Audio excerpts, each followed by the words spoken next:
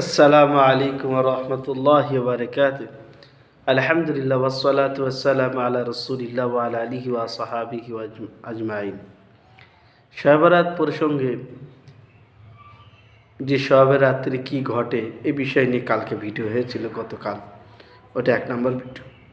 আজকে 2 নম্বর ভিডিও, শবে বরাতের রাত্রিরে রসুল পাক সাল্লাল্লাহু আলাইহি সাল্লাম কবর জিয়ারত করেছিলেন সে বিষয়। এই মশলায় এবং এই হাদিস, এটা হচ্ছে আপনার মিশকাত শরীফের 1225 নম্বর হাদিস। এই হাদিসের মধ্যে আমরা রসুল পাক সাল্লাল্লাহু আলাইহি সাল্লামের শবে বরাতের রাত্রির একটি আমল শুনবো ইনশাআল্লাহ। হযরত আয়েশা সিদ্দিকা রাদিয়াল্লাহু তাআলা আনহা বলেন, একদিন রাতে আমি রাসূলুল্লাহ সাল্লাল্লাহু আলাইহি সাল্লামকে পেলাম না। তালাশে বের হয়ে দেখলাম তিনি বাকি নামক কবরস্থানে আছেন। আমাকে দেখে বললেন, আয়েশা, তুমি কি মনে করছো যে আল্লাহ এবং তার রসুল তোমার প্রতি অবিচার করেন? আয়েশা বললেন, আমি বললাম, ইয়া রাসূলুল্লাহ, সত্যিই আমি ধারণা করেছিলাম যে আপনি আপনার ওপরে কোনো স্ত্রীর ঘরে গিয়েছেন। তখন হুজুর সাল্লাল্লাহু আলাইহি সাল্লাম বললেন যে আল্লাহ তাআলা অর্ধ শাবানের রাতে এই নিকটতম আসমানে অবতীর্ণ হন এবং কালব গোত্রের মেষ পালের পশম সংখ্যার অধিক ব্যক্তিকে ক্ষমা করেন। আজ সেই রাত। তিরমিজি ও ইবনে মাজাহ।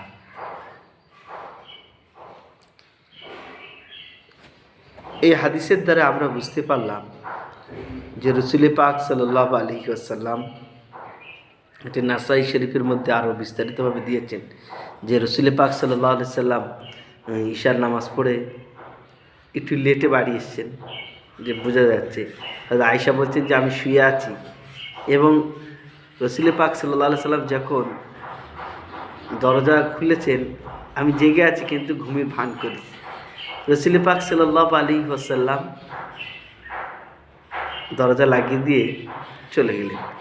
আমি তখন মনে করলাম, আয়েশা বলছে যে আমি মনে করলাম যে হয়তো আমার বাড়ি অন্য কারোর ঘরে চলে গেল। আমি রসুল পাক সাল্লাল্লাহু আলাইহি সাল্লামের পিছনে নিলাম। দেখছি যেতে উনি বাকি নামক কবর, জান্নাতুল বাকি, এখন বর্তমান মদিনা মসজিদের পাশেই বাঁ সাইডে কবরস্থানটা আছে। তো রসুল পাক সাল্লাল্লাহু আলাইহি সাল্লাম ওখানে জিয়ারত করছেন। সমস্ত যারা ওখানে শুয়ে আছেন তাদের মাগফিরাতের কামনা।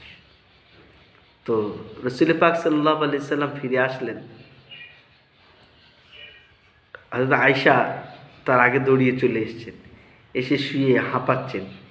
তো রসুল পাক সাল্লাল্লাহু আলাইহি সাল্লাম বসে অনুভব করলেন যিনি হাঁপাচ্ছে, বুকে হাত দিয়ে দেখে ক্যালকুলেশন চলছে, খুব বেশি এই পিণ্ড লাফালাফি করছে। তা বলছে, কী ব্যাপার?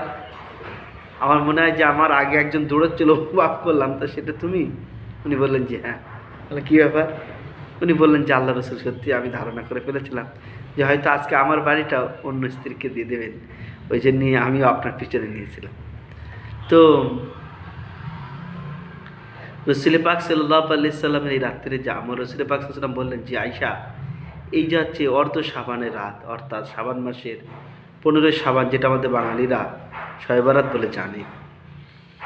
তো এই শবে বরাতের রাত্রিরে আল্লাহ তাআলা প্রথম আসমানে অবতীর্ণ হন তিনার শান অনুসারে, দুনিয়ার আসমানে আসেন এবং কালব গোত্রের মেষ পালনের যত আরব দেশের মধ্যে এই একটা গোত্র যারা খুব বেশি মেষ পালন করত, উদাহরণ এক্সাম্পল হয়ে গেছে ওরা। তো এই কালব গোত্রের যত পশু আছে তাদের পশুদের গায়ে যতটা লোম আছে ওই পরিমাণ আল্লাহ তাআলা নিজের বান্দাদেরকে জাহান্নাম থেকে জান্নাতে ফয়সালা করে। এই হাদিসের দ্বারা বোঝা গেল যে কবর জিয়ারত করতে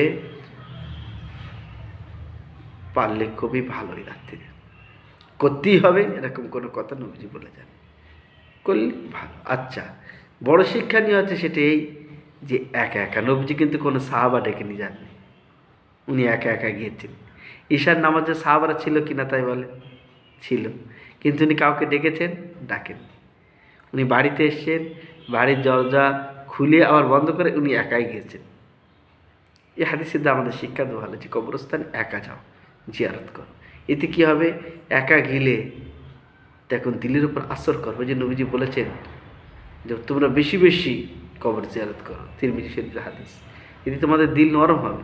আমরা যেহেতু দল বেঁধে যাচ্ছি, আর দল বেঁধে আমরা গিয়ে এই যাওয়ার সময় নিজেদের প্রয়োজনীয় কথা বলে যাচ্ছে একবারের সাথে, ওখানে দোয়া হয়ে যাচ্ছে, আবার সেই প্রয়োজনীয় কথা বলতে বলতে চলে আসি। যে সেন্সটা ওখানে কানেকশান হওয়া দরকার ছিল, যাওয়ার সময় কবরের সাথে, আসার সময় যে আল্লাহ তাআলা কী অবস্থা আমার করবে মৃত্যুর সময় আল্লাহ পাকই জানে। তো এই সেন্সটা আমরা, কানেকশানটা আমরা করছি।